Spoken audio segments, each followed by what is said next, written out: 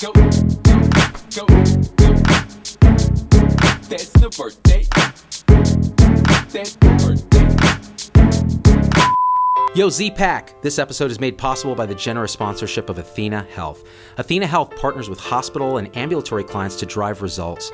They offer network-enabled medical record, revenue cycle management, patient engagement, care coordination, and population health services to build Health 3.0. Yo, get back to the work you love doing. Athena Health. Free up.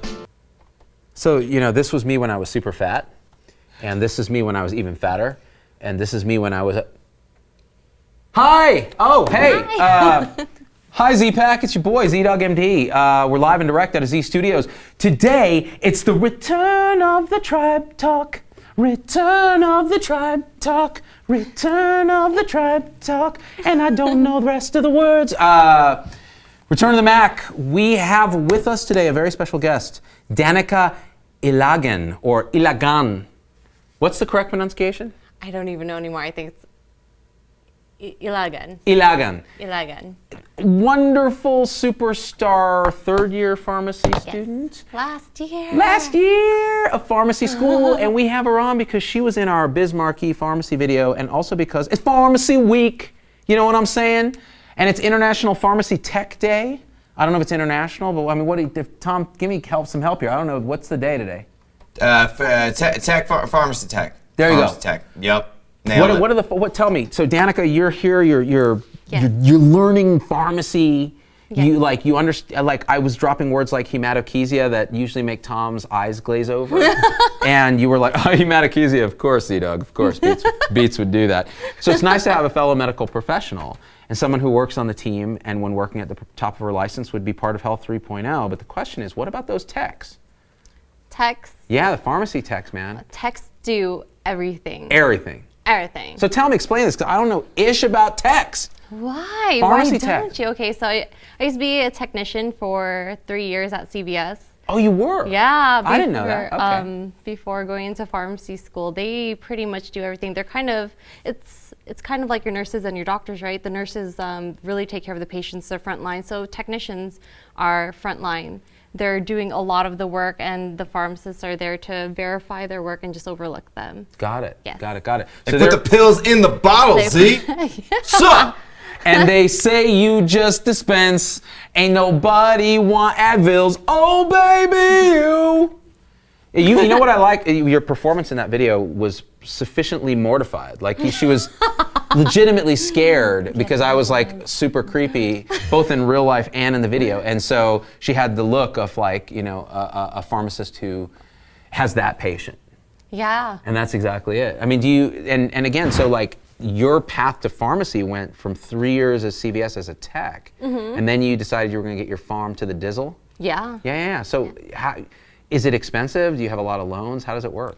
Yes, so at least with my pharmacy school, it's private school, it's about $50K a year. Oh my gosh, that's like that's a Doc Vader, Dr. Edwards Beamer. Yeah. $50K.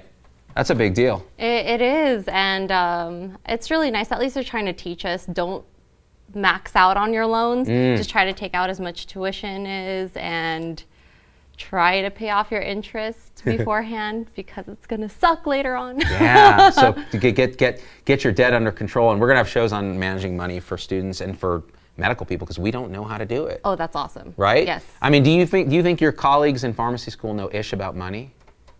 They know how to spend it. They know how to spend it. They're in Vegas. I mean, I've seen your Snapchat, Insta, Tweet, Gramo, the thingamajigs. Y'all are like, foo, foo, making it rain. Just on a strip, I've actually seen none of this. I was like, yeah, I don't stalk you. But so do you think when you're all done, how, say you take a job at a CVS or a Walgreens or a chain store, or say you go start your own business, it's gonna be a while before you can pay, $100 and some odd thousand dollars in loans, right? Actually, my fiance, that's why he's still paying off his loans, because aside from graduating, he decided to own a home health and a hospice. Oh, wow. And he was putting money into that, so he was just paying the minimum off of The his loan. student loans. Yeah, so they keep the principal still there. You're still generating interest the whole time. Yes. But at least he's big player pimping. He's got his tentacles in every little game, right? So Yeah, that's good. well, he sold it, so now he's just focusing on pharmacy. Invested 100% in Bitcoin. Yes. Good. Tom, what do you Bitcoin, think? guys. Is that the right thing to do? Bitcoin's up 25x for Tommy T-Bones over here, y'all. So Bitcoin's dope. And put all your money in Bitcoin. I need to tell you about Tom's Bitcoin addiction. Okay. So the problem is he's like 100% in Bitcoin. So Yeah. when the end of Bitcoin comes, he's going to be broke, in which case I've already been planning my exit strategy because I can't subsidize him because I got... No. Sorry, are we still doing this thing? Guess what? I got Z to buy some Bitcoin. He sure did, and guess what? We should talk about money a little Let's bit. talk about Let's money. just do that because we've been talking about doing that show for a while. What would your advice be, Z, to anybody who's coming out of any type of medical schooling with just a shitload of loans? Like I talked to this doc who we have in our videos. His name's Dave Hart. He told me he was out of school with $250K in loans, and he has like 5 kids. And I was like, how are you gonna? You're doomed, man. Like it doesn't matter that you're a doctor. Like you're fucked. I did the math. It doesn't work out, bro. Well, here's the thing. Like, if you're going to a school that has a heavy tuition, like I cheated, so I was public school for life. You know what I'm saying? Until I did my residency at Stanford, and residency pays you, a slave wage. So I was making $34,000 a year, working 120 hours a week. But before that, it was like Berkeley, UCSF. So my tuition load, I came out with something like 50 grand in loans. It wasn't too bad. And I immediately, the minute I could, I started paying down the interest. Yes. Now, what happens if you have 250,000? Well, okay, that's your investment to hopefully have it pay off with income and that sort of thing later. Well, what do? The first thing you do when you finish and you become an attending physician or you go get your job is you're generating revenue. Don't go spend it on stuff you actually don't need. Because you've been delaying gratification like for how many years now? Like a billion years, although you're like 17? No. 18? No. 15? No. Okay. You're in your 20s. Yeah, I am. Okay. So in your 20s, like, you've delayed, like a lot of people like Tom and these two jokers were making money doing film stuff for a long time. So the idea of delayed gratification is kind of an interesting, unique thing to healthcare professionals. So now you come out with this big debt and you haven't been able to buy a bunch of stuff. So what do most people do? They go out and buy a bunch of stuff. They're like, oh my gosh, I'm making $100,000 a year or $200,000 a year or whatever it is in the spectrum. Like Logan's Beamer. Like Logan's Beamer, which costs $6,000. So he cheaped out and lived within his means for once in his life. And it worked, and we put it in a Doc Vader video today on Doc Vader's channel, which I highly recommend you check out. Nobody seems to like our favorite videos, and that is one of our favorite videos. That's my favorite video of all time that we've ever done. If you guys want to love it so see much. what me and Tom and Logan's favorite video we've ever made is, go to Doc Vader's Facebook page and watch it. I'll post it tomorrow on Z-Dog's page. Nobody else gets it at all, but we think it's hilarious because Nickelback is involved. That being said, so it's easy to fall down this temptation of just spend, and here's this ticking time bomb of interest that you will never pay off. I know doctors that are in their 60s that are still paying those loans. Oh my God. Right? Now, purely from a financial standpoint and from a psychological standpoint, you want to start paying the high interest loans off first and just get that debt gone. Yes. And it's not actually that hard if you're disciplined, if you have a basic budget, and you live within your means. The problem is we don't know how to do that. We don't understand the concept of opportunity cost. Like, sometimes you'll take a job because you'll think, oh, this pays more, but the opportunity cost of working all those hours, you could be doing something else. Exactly. You could be growing your knowledge. If you're a nurse, you could be getting a BSN or something else that might bump you up the income bracket. So you have to look at all those pieces and then ultimately pay those loans really quickly and first if you can. Because do you really need to buy a house right away? No, you can rent. Do you really need a fancy car? No, you need to get back and forth to work. Focus on the stuff that's gonna create long-term financial stability when you have your kids, when you have your family. And it's hard, and it doesn't feel as fun until you make it sexy. So the way you make it sexy is you obsess about that shit. And that's what Tom does. He makes being cheap a freaking sexy art because he's a sexy man bear, right, Tom? I just look at stuff in my house and I'm like, that's worth 3 Bitcoins. That's worth 2 Bitcoins. I can sell that for a Bitcoin. This dog is worth half a Bitcoin. Yeah, that's what I do. Your dog's only worth half a Bitcoin? Dude, you have a mongrel, man. Dude, that dog was worth a full Bitcoin when I bought that dog, and now that Bitcoin would have been worth $6,000. That's a $6,000 dog. You're lucky. You're a lucky dog. The dog has papers. You can't board it, dude. The dog has freaking papers. I was in on a conversation earlier with a couple of nurses, and they were basically talking about how much each one had in their 401k, and they were all at different points in their life. And it's very surprising to me actually, Z, that like not many people who are in their 50s and 60s have enough saved in their 401k to actually retire. And so there's this like crazy anxiety that happens at the end of life when you realize there's this tremendous gap. And what are you going to do? Work until you drop dead? Right, and that's what people have to do. That's why you see the Walmart greeters, right? It's really quite tragic, and some of it is just having the disadvantage of not having the education to understand finances. So like Tom's dad kind of impressed on him the importance of saving and the nature of finance. You say impressed, it was beaten into me. There you go. Every day, it's all a euphemism. day. It's a euphemism, Yeah.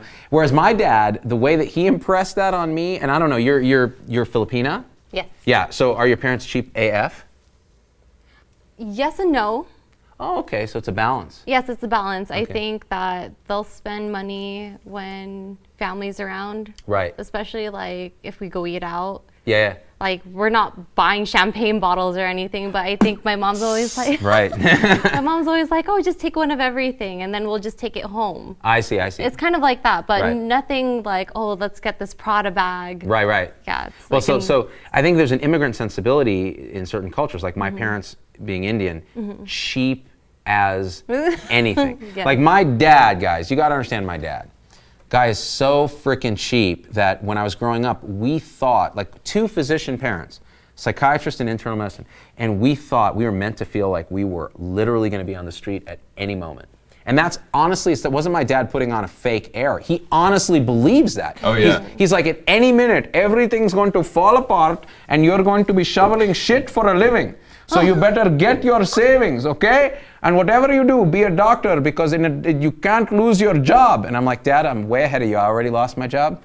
And I left that job, and now I am basically shoveling shit for a living. Think about how much of this mentality informs, medical culture. Basically, none of the doctors feel like they're rich, but everybody else in the hierarchy is looking up at them like, oh, well, you're making all the money. You should shut up. You're like, don't even complain. Yeah, right. Like right. A CNA looks at me and is like, oh, shut your stinking hole, you rich piece of shit. And I'm like, I'll take it. That's a compliment in my world. But no, I mean, the truth is, all these problems are relative. So let's say you live in the Bay Area, which I did. All right. I don't care how much you're making. You could be making $400,000 a year. You are living at the equivalent of a poverty line in the Bay Area because your mortgage is something, your property tax is $20,000. And the whole thing is just a shitstorm. So it's all relative. So the first thing is maybe if you're trying to pay off your loans, I got something stuck in my tooth, Tom. Can you come get it out? What is it? Ah, man. As I'm talking, it's like I had a bowl of berries for dessert, and it's just this little seed just like vibrating. Can you see it?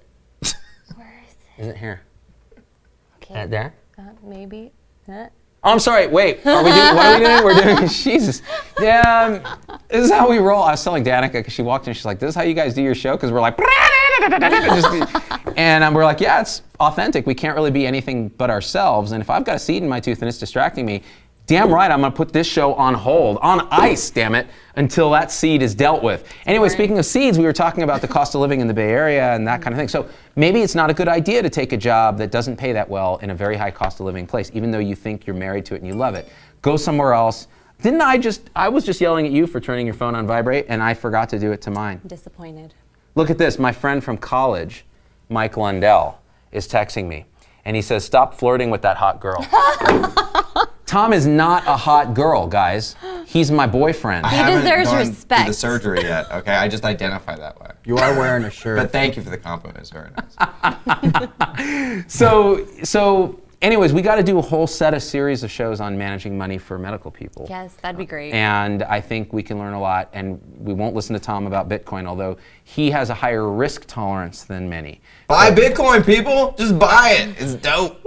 I did. So Tom tells me, buy some Bitcoin. He's like, I know this is a trough in the market. So I go, fine. I bought $500 worth of Bitcoin. It then became like $1,500 worth of Bitcoin. And I was like, oh, that was a good investment. Then he tells me again, you need to buy more Bitcoin right now. So I bought like $2,000 worth of Bitcoin. Now that's like, $2,800 worth of Bitcoin. So I'm like, you know what? Tom is like the goose that laid the golden Bitcoin. Every time he opens his craw. And guys, you know what we should do? You know what we should do, Tom? The next time you tell me to buy Bitcoin, I'm going to tell all of you guys, hey, you know what? Tom just told me to buy Bitcoin. You take that as you will. Yeah. But you all know the history, and you all know past performance totally predicts future results in the financial market. After I give advice, though, I always say, I don't know, though, so you can never say I ruined your life. That's my financial advice disclaimer. That's his disclaimer. Disclaimer. That's the little black box warning. That no one ever sees. No one sees it? I feel as if people just don't read their label sometimes. Yeah. Except for the anti-vaxxers. They read the entire label, and they're like, see, there's like 30 different ways that you can die getting this vaccination. And I'm like, lady, that shit was written by lawyers, okay? It wasn't written by anyone who's actually seen the side effects. They're just writing everything that happened in every group. I mean, half of it's placebo, or nocebo effect, meaning the evil version of the placebo, Yeah, no comment. No comment. There you go. I have no nice things to say. Nothing nice. Nothing nice to say. Except, how about this? Do you think placebos are a thing? You think you would like to prescribe placebos if you could? Placebos? I feel as if just puppies are placebos, Think like about they're it. like a one giant baggy sugar pill that rubs its butt on the carpet? Yes. And has worms? Is that? Sometimes. Can you tell I'm a little Just biased? sometimes. Yeah. Oh, do you have cats? I have Z-Cat. Oh, okay. Yeah. Cats and dogs can be your placebos. Okay. You know what it is? You know what it is? Tom, if we have a cat placebo, we could call it a pussy-ebo. You see what I did? Yeah. Yikes. Yeah, I know. It's edgy. It's edgy, but that's why I like it. It's provocative. Valerie Phillips says, missed it. What about Bitcoin? Buy Bitcoin. That's what Tom says, although not right now, right, Tom? Bitcoin is a decentralized peer-to-peer digital currency invented by the entrepreneur Satoshi Nakamoto in the year 2008 during the financial crisis. It's not controlled by any of the world's governments. It runs on the technology behind BitTorrent, and it's dope as hell, people. I'm reading these comments, and it's just, wow. Sarah Borhanian said something nice, though. She just said charming, and I think she was being ironic, or sardonic, or sarcastic. We lost our 401k in my last job. It's awful, so I'm having to start all over again from scratch. And yes, I'm cheap AF, Carrie Bennett. I feel you. I feel you, Carrie. Nothing wrong with that. You know what? I'll never forget when the loans were paid off and we started catching up and we felt like we were finally above ground. And it took, 5 straight years of saving constantly, not eating out, eating tofu and pork, because my wife's Chinese, so she's like wicks it up. But then because she grew up in the South, in South Carolina, she has this weird Southern influence. So she'll throw pickles in that shit. So it's like literally dill pickles chopped up from Costco, the little Polish pickles. Yeah. And then she's like with the tofu, with the ground beef, hella spicy. And then with some brown rice because, the bowels. And boom. What were we talking about? Saving money. This is the weirdest Tribe Talk we've ever done. The best Tribe Talk, Tom Heineberg. You shut your mouth pipes. Let's start swearing. You want to start swearing? Yeah, just okay. Logan, say a swear. Boobs. Oh, it's like Rain Man trying to swear. It's like Tom Cruise told Rain Man, you need to swear more because we're going to be in the casino now, so you need to fit in, you need to swear. Boobs. Since we're just bullshitting, when me and Logan used to go into meetings for our production company, I would throw to Logan in the middle of a meeting. And I would just be like, yeah, the thing is, if we're looking at the permits, we can definitely get those pulled. Logan will talk more about that, and then this is what he would do. And I'd be like, the thing Logan's trying to say is, I jump right back into it. He's special that way. Like what he does really, really well. And everything else, we just kind of give him a pass because he's Logie. Audrey Newton says, we loved you at NCPA. I don't want to toot my own horn, but I think I really made a connection with the pharmacists at the National Community Pharmacy Association. That's great. I'm really happy. And you know why? Because they loved the video that you were in because you were in it as the pharmacist. And she was legit. If you guys haven't seen it, it's Just a Pharmacist, the Biz Markie parody. And Danica just kindly agreed to be in it. And again, we don't pay anybody because money is expensive. Hell yeah, Bitcoins are expensive, people. They cost $5,800 right now. Did Ashley Larry buy Bitcoins? Is that? Wow, pretty amazing. Meme is money. Let's read some comments here. So immature, Peggle Junkvi. Yeah. And? Do you think we're immature? No. Okay, good. Not at all. Because, oh wait, this guy's still texting me. Let's see what he has to say. Dude, I'm in the middle of teaching. Oh, I better not read that one. What's it say? Now you have to read it. Well, I can't because my friend, you got to understand my friend, okay? We went to Berkeley together, we were roommates. Okay, so this guy was like a card-carrying member of like the Communist Party at one point. And now he's all grown up and has kids and all that. But he still has this edge of paranoia where he thinks like, you know, like that white van out there is ready to grab him and take him away. Oh, no. And yeah, and his text was something like that, you know. He's a professor of English. Oh, yeah. very nice. Yeah, he's a cool cat. Obviously one of my best friends, if not my best friend. Because Tom Heineberg is not my best friend. How dare you? That's right. All the times I advised you about Bitcoins, and this is how you treat me? You're not my best friend. You're my best friend forever. Oh my God. And that's so different. sweet. I take it back, CDogMD. That was a really sweet thing you said. It's adorable. It was adorable because everything that we do on the show is adorable. Jennifer Mary says, read it. I can't because it would be a betrayal of my friend's privacy. Although if he's texting me while I'm on a show, screw him. Should I just? No, I can't. But under communism, the white vans were actually coming to take you away. That's true, Blake Gillen. That is true. By the way, so my buddy, when we were in Berkeley, it was in the early 90s, we were in school. Green Day was this tiny little independent band, little punk band that would play at the Berkeley Square, which was our local like shitty dive thing. And I remember like we would go and see them because my buddy was a huge fan. He saw something in them early on. And he was like, these guys are amazing. And I'm like, these guys suck. And you go and they'd be like, here we go again, infatuation touches me just like I thought that it would end. And I'm like, these guys suck so bad because in those days, I was like Mr. Prog Rock listening to Rush and all these like horrible, you know, guitar guys. And he was like, no, it's gonna be a thing. Next thing you know, 2 years later, MTV blows them up into the biggest thing that's ever happened. And you were disappointed. And I was like, damn it. And now he's giving me information about the future of America because he's paranoid. And it may well be right because he was right about Green Day. So all I'm saying is if you have a bomb shelter, now may be a time to stock it up, make sure the doors and the latches work. I see I'm picture in picture with myself. Is this like some kind of Inception, Logan? What the fuck is this? Cover my face. Yeah, you're covering the one person who doesn't look really creepy on the show. Why are you doing that? Tom, what do you think? What other news do we have here? I think Green Day sucks, and I've always hated them. They're like if the Clash was a bunch of children who couldn't play their instruments and just whined about, you know, no allowances and things. You know what? The Clash couldn't play their instruments, and they did whine about no allowances and things because I don't know, you weren't there, Gandalf, when the Clash was there, and I was. Okay, I was there during, you know, Casablanca Calling or whatever their song was. What the hell was that song? It was London Calling. London Calling, and Danica doesn't know this song because she's too young. I think you got Rock the Casbah. Rock the Casbah. That's right. My favorite Clash song is I'm all lost in the supermarket. I can no longer shop happily. But Z doesn't like that one. It's not one of my favorites. You know what my favorite is, though, and me and Tom agree. I don't know if you know this song, Danica, being 13 years old. Africa by Toto. Oh my God. It's the best song of all time. Could anything be wrong with that song? Ever? No. Have you guys seen... Boom, boom, boom, boom, boom. It's gonna take a lot to drag me. God, it's like, it's not bloody raga, Tom Heineberg, but it's a quarter tone harmony that's not really legal. We wanted to do Africa by Toto as a parody, but we couldn't figure out what the crux was. Like, what's the parody? Yeah. I mean, do you have any thoughts? Do you know the song? I do. Oh, you do? Okay. I actually do know the song. Do you love it? Yes. I knew she was all right. You get to stay for now. You get to stay for now, Danica. Tell me how you feel about Bitcoin. I love it. That's good. That's good. That's great. Oh, man.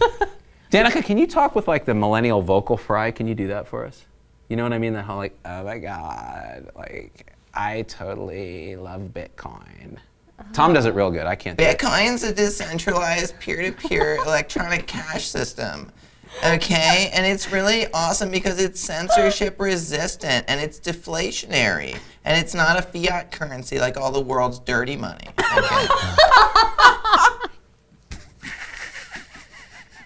Something about Kylie Jenner talking about Bitcoin. Is that her name? Kylie? Yeah. Kylie knows a lot about Bitcoin, okay? She was one of the early crypto anarchists, and she knows that Bitcoin is the shit, okay?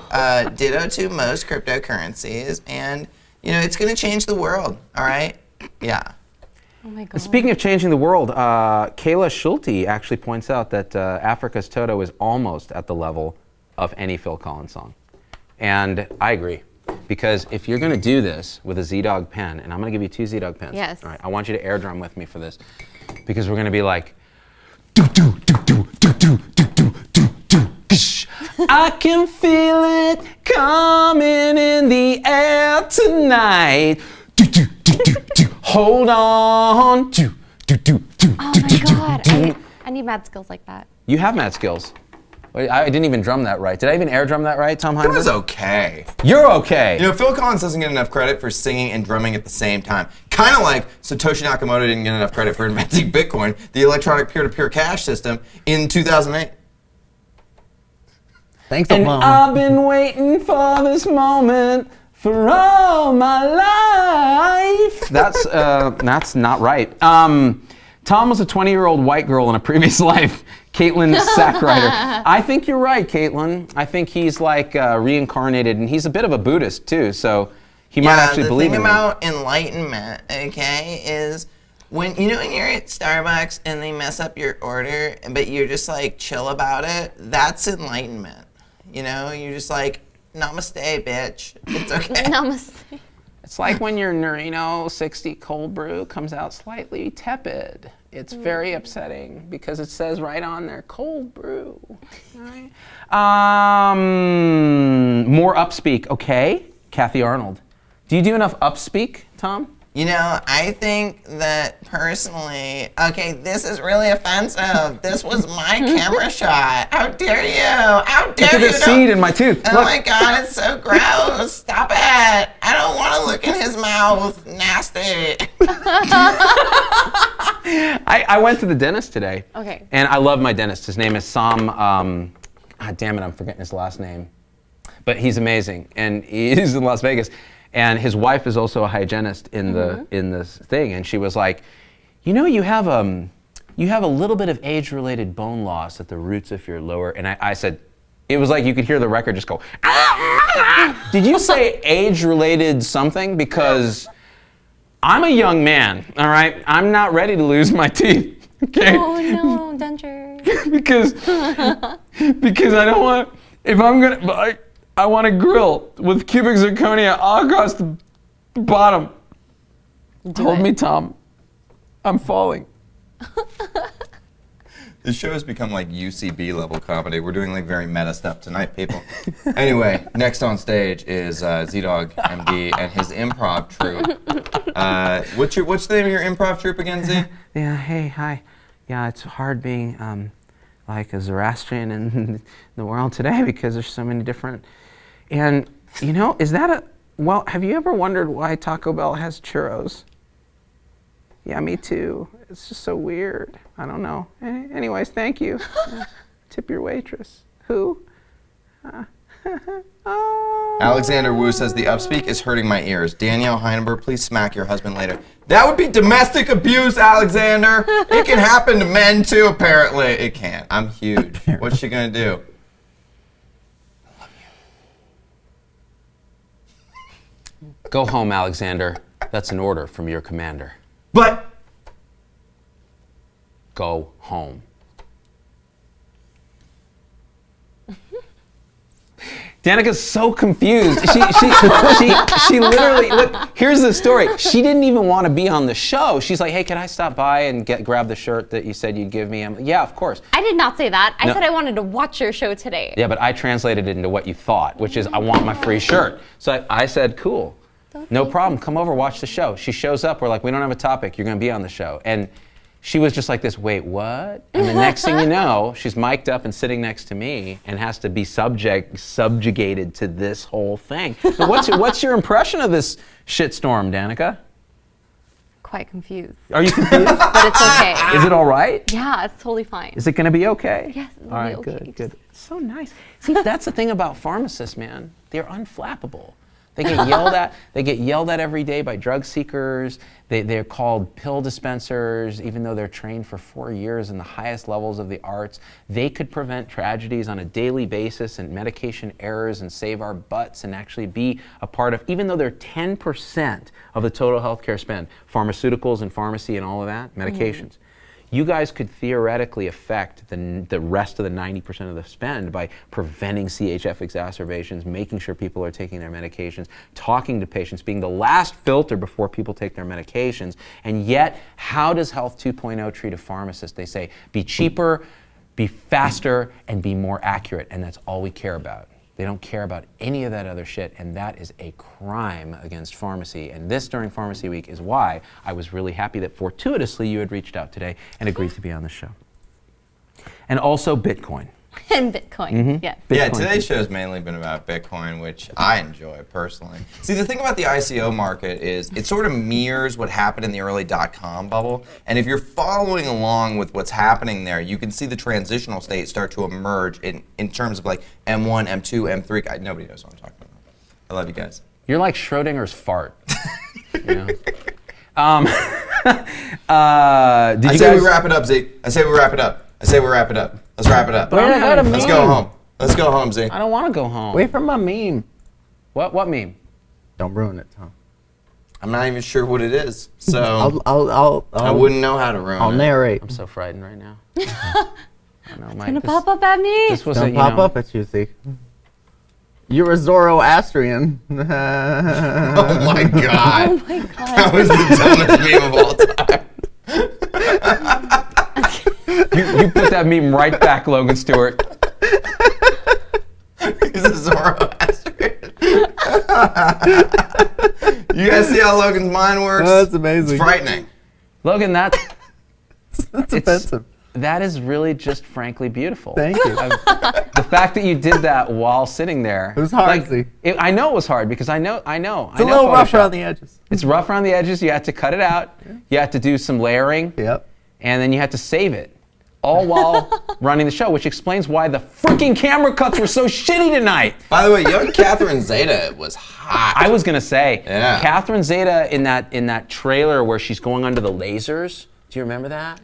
Unfortunately. Oh, my God. she was so hot in those days, That man. movie was called Entrapment. Entrapment. I believe it was pronounced entrapment. Yeah, and you, sir, are no Antonio Banderas.